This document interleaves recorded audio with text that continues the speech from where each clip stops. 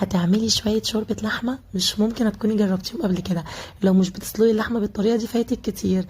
يلا بقى لايك وشير للفيديو ويلا بينا اقولك انا بعملها ازاي. اول حاجه بحط معلقتين زيت ومعلقه سمنه كده على النار او زبده، وبدي للحمه صدمه بعد ما يسخنوا كويس جدا، وتشويحه كده صغيره عشان اخليها تحتفظ بالعصاره بتاعتها وما تنزلش ميتها ابدا. نص معلقه من السكر، وديت بقى هتساعد في التسويه وتخليها جوسي كده وطريه من جوه وبتبقى خطيره. كل بقى التوابل الناشفه بتاعتك اللي بتحبيها، ورق اللورا بقى والجزر والفلفل الحب، وكمان لو في مستكه وحبهان بصلايه كده. واول ما بتبتدي تاخد غلوه معانا بوطي عليها النار وبسيبها ساعه على النار.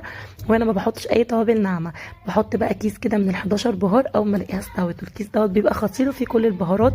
بجد طعمه بيبقى حلو جدا جدا. بظبط الملح بتاعها، ومش قادره اقول لك احلى شوربه لحمه واحلى لحمه هتجربيها، طعمها تحفه. ولايك وشير للفيديو، وما تنسيش تشتركي في القناه عشان قناتي تجيكم. وباي باي.